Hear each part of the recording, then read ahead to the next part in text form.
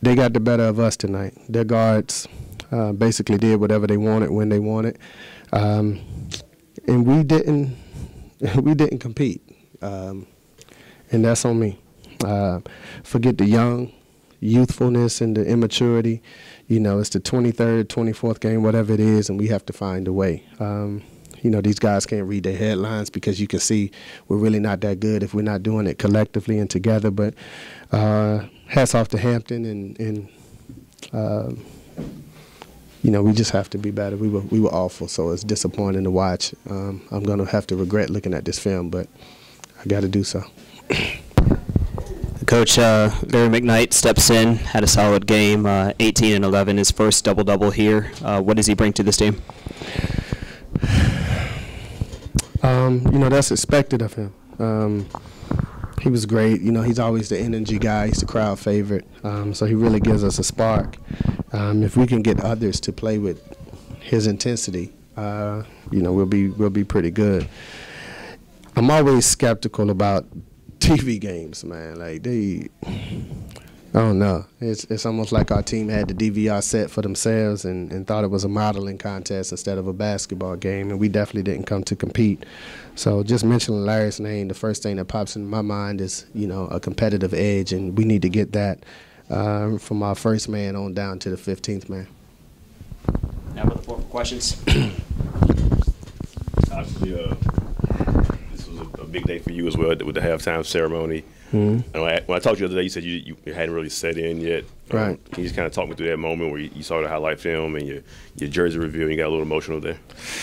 Yeah, man. It's you know, it's amazing how many things can flash before your face in a single moment, and you know, just all the trials and tribulations my family went through. My mom went through, you know, and as I said out there, people look at me now and see a finished product, and but there's so many people out there that was supporting me when I was a kid and I was in the streets and a bad decision away from my life ending in a penitentiary or being in the cemetery. And I just was fortunate to have some mentors and people believe in me and see some things in me even when I didn't see it in myself and demand greatness of me. And it was some rough patches there, but to see it all come to fruition, you know, it was emotional having my brother on the floor with me. All our battles are one-on-one. He was 5 years older, so he treated me exactly like that, especially when my mom left home. But he made me tougher. And, you know, my high school coach was here. He kept patting me on my back, and he said, "This is what I always prepared you for." And I'm so thankful that he didn't give up on me, because I was a mess when I was young, man, and I just I just needed so much help and guidance. And, you know, those people are just intricate parts into my success, so I'm glad they were here to share it with me. When you're looking up there and they're counting down for the reveal, and you finally see it, what's going through that time then when you're looking up there and just finally see it? Goosebumps and chills.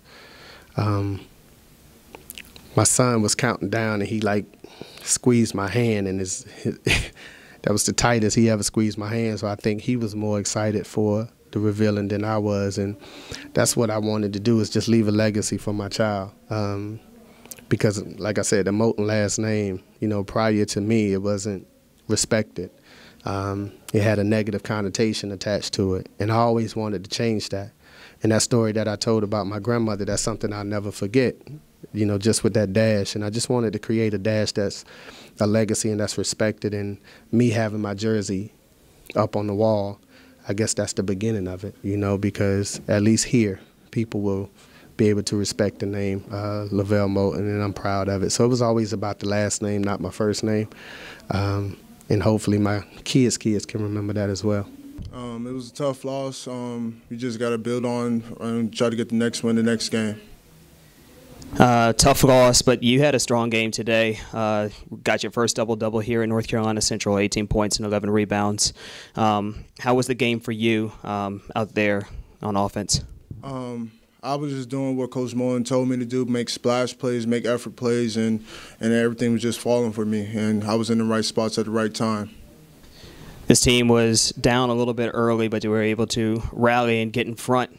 What were you telling each other to try to chip away at the deficit? I was just telling we're still here. We're still in it. We be in predicaments like that all the time in practice. When we're down, we practice stuff like that all the time. And all that takes is splash plays, which Coach Moton like hustle plays, diving on the floor, doing all the gritty plays and loose balls.